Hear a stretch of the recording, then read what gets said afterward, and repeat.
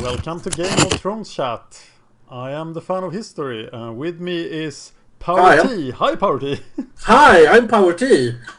Why are you calling me Power T? I'm Power T. I'm supposed to say my name. Okay, Hi, fan of sorry. history. Fan of history, Hi. how are you doing? I'm doing well. How are you doing? I'm doing great. This was a great episode. It was, for sure. But first, our spoiler policy then. We are Yes, going to talk about everything that has happened up to and especially in episode 8 of season 4 of Game of Thrones, The Mountain and the Viper. And we're not going to talk about anything from the books, except that has already happened. yes, exactly. And I've read the books, so I know if you're trying to spoil, I will tell you not to spoil. Not allowed. I'm not allowed to spoil either, so why should you be allowed to spoil? Okay, I'm not spoiling. No spoiling. Let's talk about the episode. Yes, absolutely. Let's talk about the episode. Where do you want to start? Ramsay Snow. Ramsay Snow. Oh, the unholy Ramsay Snow. Don't you just love him or Yes, I think he's a very good character actually. He's like so despisable that in Yeah. areas where there are so many bad guys, he's badder than most of them. Yes, you just love to despise him, and I mean, you remember how you used to hate Theon back in the day when he was, especially that episode when you thought that he had killed Bran and Rickon, and now you're like, oh, poor Theon, why is he so tormented by Reek? I mean, by Ramsay. I mean, why is That's Reek so tormented by Ramsay? that's an interesting turn of feelings for Theon actually. Yes, it is, and it's part of what makes this saga so great, that you have these characters that turn from good to bad or from bad to good and so on. So he's not turning from bad to good. He's turning from bad, and we feel sorry about him. Yeah, well, I mean, you remember back in season 1 when Rob told him to go to his father and get some ships so they could attack the Lannisters, Yeah. and his father's like, "Oh, why are you coming here with your store-bought clothes? Who did you kill to get those clothes? Nobody? How dare you?" And it's like he's telling him that he's basically no son of his. So already back then you were feeling a little bit sorry for Theon, Yeah. but it didn't really excuse him for going to Winterfell and start killing people left and right. He is But in the top 10 for daddy issues in Game of Thrones. yes, and that's a hefty list to be on, you know. And so is Ramsay. Yes, he's there too, and yeah, you just gotta love Ramsay, and especially after. Okay, so let's not go into what happens after. Well, let's just do that. I mean, after Moat Cailin has surrendered and the Ramsays have gone back on their promise to let all the Ironborn go and just flay them all. Yeah. And yeah, then when Roose Bolton takes him up on that hilltop or mountaintop and it's like, look at this. This is the North. This is ours now, and you are my son. It's like the devil talking to his son or something. I don't know. Does the devil have a son? I don't know. Wasn't that a very bad move on Ross Bolton's part? Because now he's will he survive that? Now Ramsay Snow can kill him and be the Warden of the North. That's possibly really bad. If he feels that he can't control him, that's really bad. Otherwise, it's good. And since he is also, in a way, it also protects Roose Bolton. If Roose Bolton has kids with his new wife, then Ramsay would have to kill those kids to become the Warden of the North himself. Ah. But if Ramsay is already the oldest son, he doesn't have to kill them. I see. So in a way, his children is safer, but Roose himself is not as safe as he was before. So But yeah. Going back to Moat Caitlin there, yeah. do you think that Theon thought that they would be spared? I think that Theon thinks that he's Reek, or Reek thinks that he's Reek, and he does as he's told. Even as he's walking into Mokaelin there, and he says his name, but he thinks he's Reek. They ask him like, "Who are you?" And he's like talking to himself, "Oh, I'm Reek. I'm Reek." He's fucked up in the head. Yeah, obviously, pretty fucked up. Yeah, if you would have asked him, maybe he doesn't really care. he has a mission. He's following Ramsey now. Do you think the Ironborn thought they would be spared? Or that it was worth the gamble? Well, Ralph Kenning didn't think so, but the guy who killed him from the back did, so I guess some of them did. So can the Ironborn win a fight against anyone on land? Well, they did win some fights, like when they invaded the North, but since then they have had a really bad track record. Yeah, what happened to that force from Winterfell that went to Torrhen Square? The force from which what are we talking about now? Well, this is going way back then, but Bran sent them out, and then they came back. Oh yeah, and then were captured. Well, Torrhen Square was captured by the Ironborn, and then Roderick Castle gathered up what men he had and went to Torrhen Square, and then he came back, either alone or with just some men that the Ironborn killed. Because you remember that Sir Roderick was returned to Winterfell, yes, and started insulting Theon, and Theon cut his head off. Yeah. So Roderick either left his men there and went back alone, or he had just a few men, and the Ironborn killed those. Yeah, now the Boltons have plenty more. Yeah. Okay, on to Molestown. Sure. Nice little action sequence here. I have to ask a question first. Yeah. How many songs are there in Westeros? Not that many. There are two, right? They birthed the Bear and the Maiden Fair, and then it was the Reigns of Castamere was the guess or the next request. Well, there's the Dornish, the wife of the Dornish man or something also, and there's some other songs, but it's nothing like the real world here. You're getting pretty bored with Reigns of Castamere at this point. It's like every episode. Exactly, it's supposed to be a Lannister song. You're supposed to sing it if you're not a Lannister, but everybody's singing it. Yeah, or even in Molestown. Yeah, or at least if you're not Forrest O'Meara is singing it back in the season 3 or season 2, no, season 2 or something, and he doesn't like the Lannisters, so it's out of character, but maybe he just thinks that, oh, it's such a good song, so that's why he's singing it. Yeah. Or something. Okay, this whore that is arguing with Gilly. Yeah. She's the same one that took her in. I don't remember if... A couple of episodes back. I think it's the same one. Oh, okay. She's like the one character in Molestown. Well, they're all dead now except for Gilly, I guess. Yeah. Or maybe Gilly's dead too. We don't know in this episode. But Ygritte spared her anyway for some reason. Yeah, what about that? Why did she spare her? She must have sensed that she's Sam's main squeeze, and Sam is John's main squeeze. Or no, I don't know. I had 3 theories. Okay, go. The first one being that she has some sort of mercy in her. She saw a mother and a child, and she thought, we don't need to kill these. Mm-hmm. The second theory is that she was actually told to spare someone because somebody had to tell the Night's Watch of this massacre, but obviously they know of the massacre anyway. Okay. And the third theory being that she could actually identify Gilly as a wildling. Oh, okay. Well, that's I really like the third one. I almost thought about that one, I think, or maybe I even thought about it. But I don't know if it would be the clothes or the hair or what is that identifies her as a wildling. Yeah, the only explanation would be that she had been to Craster's Keep at some point. That's not impossible. She has wandered around, so that's actually possible. I think the simplest explanation is just plot armor here, but yeah, maybe we are too kind. The plot says that she wasn't supposed to die in that episode, so that's why she doesn't die in that episode.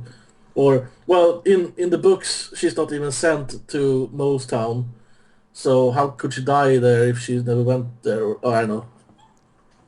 Okay, so they just had to show us the Molestown massacre. Exactly. I think that's the point, and they wanted someone to be able to report it or something, or yeah. So what did you think of the action? I think it was good. I mean, it wasn't spectacular action. I think it was just like a little appetizer for what we hope gonna see later in the season when they actually attack Castle Black. Yeah. But it was okay, and Ygritte shows again that she can actually kill people. I mean, we assume that as a woman she's not good at that, but she is. Yeah, she's pretty good at killing people. Yeah, but and she screwed up when she was gonna kill Jon Snow. She put like 3 arrows in him, but he didn't die. So from that we could assume that she's not that good, but she actually is good with her bow and with other weapons as well. Which raises the question then if she really wanted to kill him. Well, she certainly had conflicted feelings. On to Castle Black then. Yes, well, okay, so they're basically talking about the same thing as before. So I didn't really feel that it was furthering the. They get like, okay, we can't make a sortie here because we have to defend Castle Black. Good call. Yeah, it seems like a good call. I love the line when they said that, oh, look at all these things this woman has survived. Surely she can survive this too. Yeah, famous last words. Yeah. That's famous. Wow, that's knock on wood and so on. Nobody said that. On to the Marine. Onto Marine. Yes. So first we have a nice little bathing scene. And Grey Worm has some kind of feelings for Missandei. This was not in the book. In the book she's 10 years old. And he's a eunuch. In the TV series he's also a eunuch. But I don't know. They talk about. She talks about to Dan. It's like, do they take everything? And they're like, we don't really know. In the books, they say they do take everything. They don't leave some root or some stem or something. Yeah. So everything is gone. But also in the books, the Unsullied does have like feelings of friendship and maybe even more, and they do like cuddling and hugging people and stuff like that. So they're not above human comfort or anything, but of course they're very limited in their lovemaking. Cute.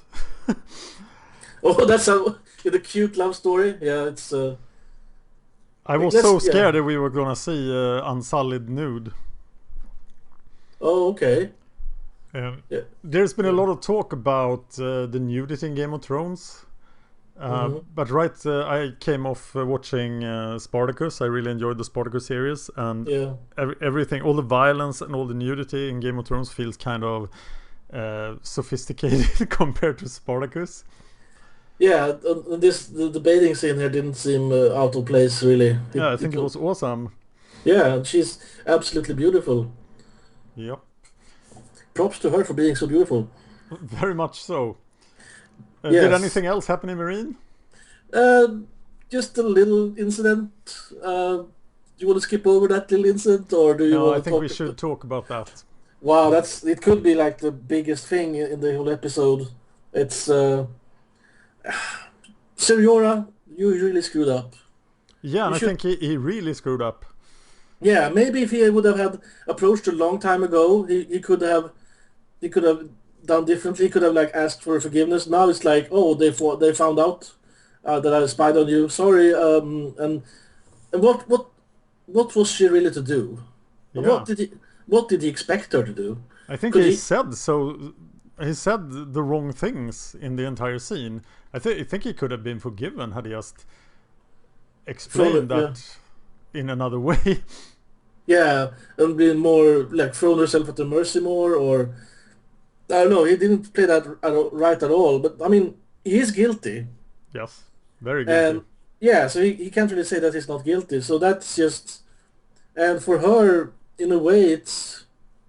I mean, he saved her life, so she felt that she couldn't kill her, but he's spied on her before, so how could she keep her with him? Yeah.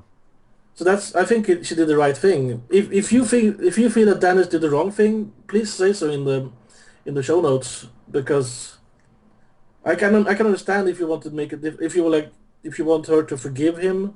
I can definitely understand how she can't forgive him, because this was not just one thing. He did this for a long time. Yes, and if she forgives him, what message does that send to the others? Exactly, she has to make an example here, absolutely, and But that doesn't stop the fact that it's so tragic. I mean, what's he supposed to do now? It's just I could just see him falling on his sword, or just trying to ride somewhere and find lots of people who fight at the same time, so he dies or something. The tragic fate of Sir Friendzone. Yes. So I thought you called him Captain Obvious. Yeah, so many titles. Yes, and so few followers. Great character, great acting. Yes, I'll be missing absolutely. Sir Jorah, but we'll see him again, I hope. Let's hope so. He doesn't look like he's dead, so maybe he'll turn up somewhere.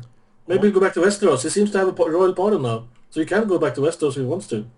yeah, maybe he can be Lord of Bear Island under the nice lordship of the Boltons. Oh, he must be looking forward to that. Yeah. On to the whale. Yes, onto the Vale, onto the Eyrie, and here we have Littlefinger and Sansa, and Sansa. Wow, I can say wow. What can you say about her? The way she's like becoming a player. Yeah, she has had the best teachers. Cersei, Joffrey, the Hound, Baelish. Her father, nope. No, don't make any decisions that Ned Stark made. Exactly. What would Ned Stark do? Do the opposite. Yes. Oh yeah, it's my at least that was my first impression of wow. I mean, the way she looks at Littlefinger, and she's like, "Oh, sorry, Lord Baelish, I have to tell them the truth," and then lies her ass off.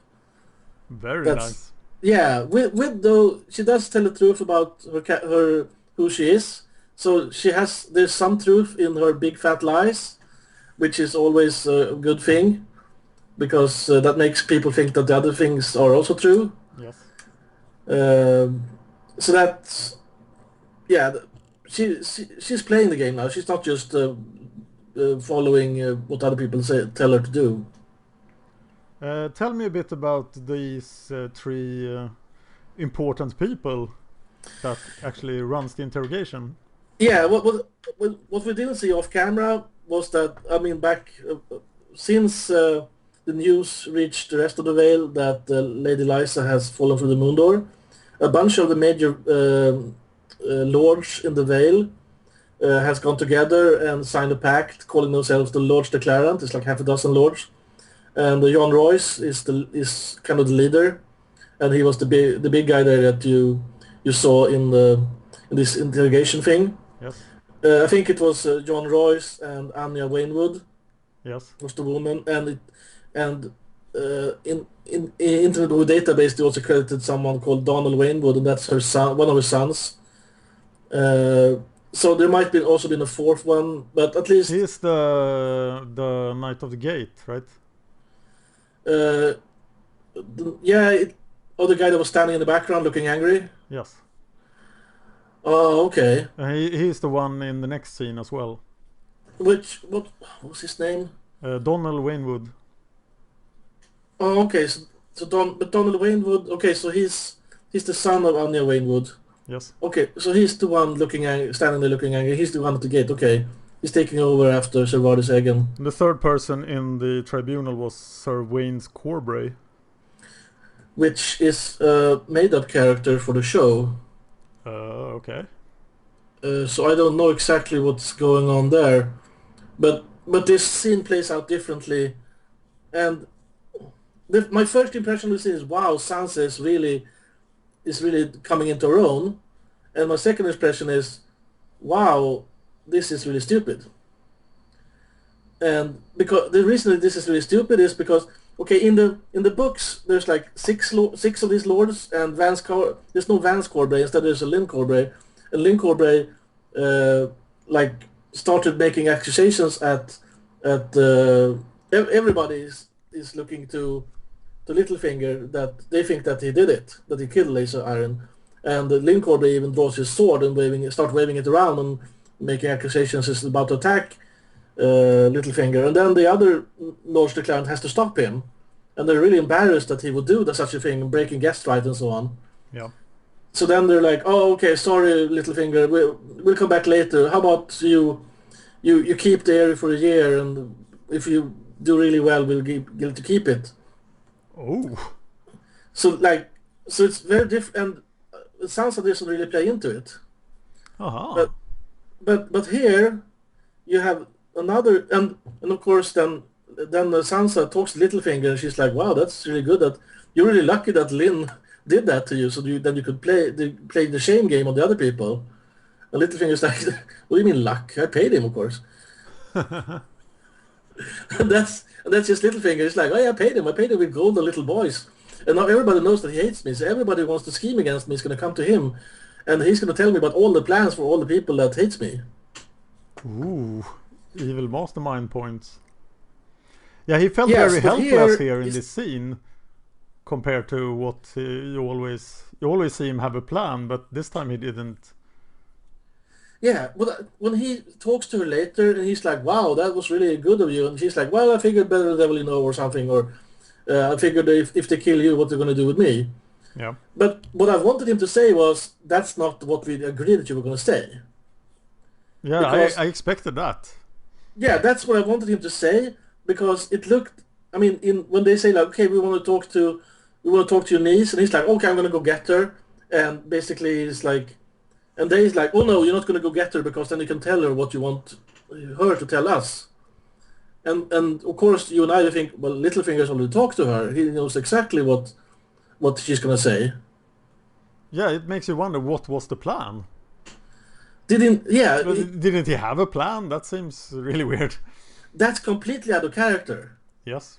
That's why I'm saying it's stupid. If Littlefinger didn't think of that, that's stupid. And Littlefinger is not stupid. No, and it's like really stupid. You Yeah, kill the ruler, then somebody will probably ask a question. and he has days, weeks to think about this. Yes. And then he's going to talk to her like 5 minutes before 5 minutes after they get there. He's going to be like, "Oh, by the way, can you tell them a little lie there?" You really got the impression that not very much time had gone by. That this happened like 20 minutes Yeah. after he was dead. But in the books, they collect. I mean, they gather those nobles, and they bring thousands of troops to the bottom of the mountain, to the foot of the mountain, to lay siege to the place and say, "Littlefinger, come down, or we're going to lay siege." I think also you got the impression here that the Lords of the Whale, they are like really honorable people. hmm Yeah, that's what you get from it, because they don't seem to be very smart, or I love they, the line about that Sansa knew John Royce oh, okay, because he had accompanied his son to the wall, yeah, that's right. and his son was the first character to die in the show. Right? I don't know if he was first. He was in this party of 3 people that died in the very first scene. Oh, wow, you good memory. He was the commander of the Mhm. 3 people that discovered the White Walker. Yeah, yeah, and then he went back to Winterfell, and that's where he met Sansa. So maybe Or on the way up. all the way up, or probably both ways. Yeah. Yeah, they also run into him in the books anyway. They run into him when he's heading to King's Landing for the King's Hand tournament in season 1. Okay. So what do you think about Robin then? Will he grow to the task and be the Lord of the Whale, or will he die? Horribly. One does not exclude the other one, or I think that Littlefinger, he needs to keep Robin alive, because otherwise there's going to be just too much stuff pointing to him. So I think he needs to keep Robin alive. So he'll be Tywin to Robin's Joffrey. Yeah, or Tywin to Tommen instead of Joffrey, perhaps. Oh, hopefully. Yeah, I think it will be easier to manage than Joffrey anyway. Robin seems more Joffrey-like than Tommen-like. That is true. That is younger and weaker and Very angry. yeah, yeah. So maybe he's more Joffrey than Tommen. You're right, but Littlefinger could work with Joffrey too for a while. One thing that really confused me was that we see this. Now we are about to tour the whale. Sansa has darkened her hair, and Yeah. she's going into disguise. We are going out, and the next scene is outside the gate. So you sort of half expect them to come out the gate, because the last thing we hear is that they are leaving. Yeah. They're going out through the gate. Yes. And we are at the gate. And what happens at the gate? What happens at the gate is that the Mountain and Arya is walking because their horses are gone, or do you have to leave your horses before you walk up to the bloody gate? I don't know.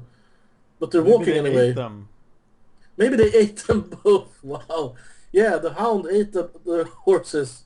How rude of him. Yeah. And I now would like to see that. and now he's complaining about an infected wound. Yeah. And we all think of who do we think of now? We think of Khal Drogo. Did you think of Khal Drogo when he said that? Yes. So let's see what happens with that bite mark that he has there. But here also people don't ask the right questions, because if Lysa is dead, Yeah. and so shouldn't the first question be, well, who's in charge? Because it's probably another Erin, or somebody who is actually who should also be positive to the Starks. Yeah, well, if they ask, they're gonna say, "Oh, well, Lord Baelish is in charge, and Robin Arryn, and Arya is no friend of Littlefinger." No, but they didn't ask, so there was a chance they could just proceed with the plan, but Yeah. the plan is lost. Well, she started laughing, and then they cut. So I don't know what happens after that. Yes. But I mean, if she hears that Littlefinger is running things, I don't think that makes her willing to go there. And the Hound, on the other hand, if he is just looking to sell her, Yeah. he should be. I mean, if he can go out to Littlefinger and say, "Hey, I have Arya Stark here. How much do you want for her?" And Littlefinger, I mean, as if I was the Hound, I would assume that Littlefinger would pay handsomely for a Stark sister. Yes. Even if, no matter if he has Sansa stacked away somewhere. I mean, she's a Stark. Come on. What did you think of the laugh? Well, there's only so many different ways to show despair. Yeah. And we have plenty of looks of despair in the last scene of the episode, so... Oh, that's true. So it was, in a way, it was a relief to have a laughter instead of just another, "Oh my God!" I think we have to go to King's Landing. Yes, we have to go to King's Landing. Something happened in King's Landing, I think.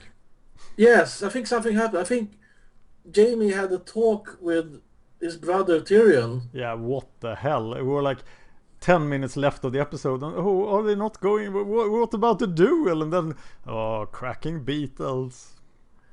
Cracking beetles. Is this a whole... Was this whole cracking beetles a big jape, a big insult to George R. R. Martin? That some idiot is sitting there and crushing cockroaches? Or beetles, I mean? It's like, duh, I'm gonna kill some more beetles. I have no idea what that was about. Maybe it was like a deep reflection on the futility of life.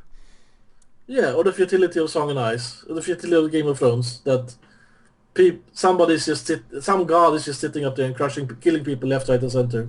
Yeah, that's the deep explanation, and I don't see why they could just have given us 5 more minutes of preparations for the fight.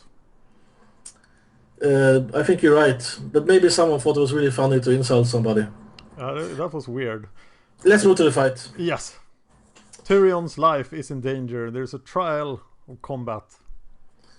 Yes, that is correct, and Prince Oberyn decides to fight with a spear. Yes. Everybody else is fighting with sword, but he fights with a spear. And the reason he gives for this is that the Mountain forgot his shield on the Shield TV show. He did have a shield in the books, and he didn't drop his helmet at the first hit over that spear. So he was, I mean, he looks impregnable with his big shield and big armor, and a helmet that sticks on his head, and that great sword that he swings that gives him better reach than just about anybody. Yeah. But that's why Oberyn is fighting with a spear, because he wants to put the Mountain out of his element and like show, okay, I can have an even longer reach than you. Okay. The dance fighting looks good on TV, I guess. Yeah, I heard he trained in Wushu, so it's Chinese spear fighting. Oh, Chinese spear. So they do that stuff, they jump around, and I was thinking of capoeira or something, but... No, it was Wushu. Okay. Well, it looked pretty good. It looked amazing, I think. Yeah. Also, I heard that the Icelandic actor that plays the Mountain, Mhm. he is notoriously fast for his size. Oh, okay. But they were very impressed by how fast he was during the Mhm. recording. But still, he's carrying so much stuff Yeah. that he looked like a lumbering mountain, perhaps. Oh, a mountain. How innovative of you. Yeah, I'm not sure what else to say about the fight. It was an interesting fight, and it looked like, well, at least Oberyn himself thought that he had the upper hand because it took his time to insult and tell the other guy, oh, you have to confess, confess, confess. And wasn't his goal in this fight to actually get Tywin under pressure? I think so. I mean, his first goal should have been to survive, Yes. and he didn't fulfill that very well. But at least he killed the mountain, or well, we will see if he's dead. We never know, but he looked pretty dead, or at least mortally wounded. But also incriminating Tywin somehow should be another interesting goal for him, of course. Yeah, I think that was why he kept the Mountain alive for so long. Mm-hmm. Oh, you could have. I mean, you could have killed him sooner. Yeah, Yes. that's entirely possible. At one point, he had his spear chopped into pieces, though, and got another one. I didn't know that was allowed. No, the rules are very unclear. How many spears do you get then? Can you like start chucking spears at the guy? Yeah, good question. I would like to see the rules of trial of combat. Yeah, it seemed unfair to me that he gets another spear. He should have to fight with maybe a dagger or something that he was carrying all alone. He didn't even carry a dagger, so Didn't or the Mountain have a breastplate? yeah, it looked like he had lots of armor, but then he just stabbed right through it. Yeah, that And was weird. yeah, and the spear wasn't exactly the best spear for penetrating either. It had like a cutting edge, so it was more like a big sword on the edge of a spear, Yes. or a short sword at the end of a spear. If you want something that really good at piercing, like an S-stock or something, then well, that wasn't it basically. Did you, during the fight, think of any other movie? My answer is no. Do you think I should have I thought think of there it? was quite a huge Princess Bride reference Oh, okay, yeah. in the Inigo Montoya scene.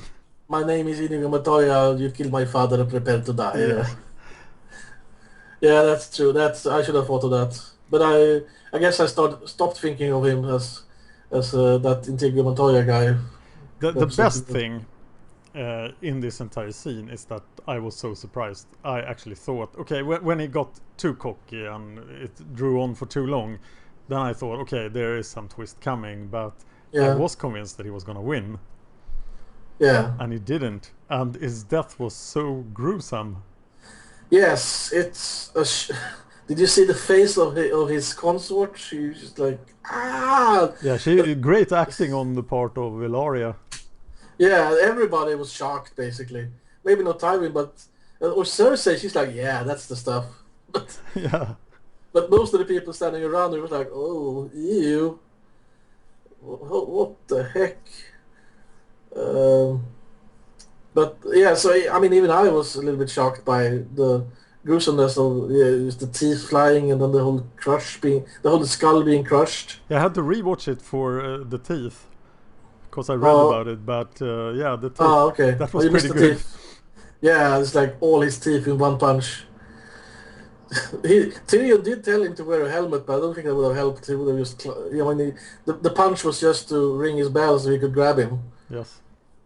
So it wouldn't have helped um, props to, or congrats to a random stable boy who did not get his arm chopped off randomly during the fight in the TV series. Okay, that happened in the books. Yes, but yeah, they don't like to have too much gore on TV, I guess. Yeah, I was impressed that they could raise the gore level.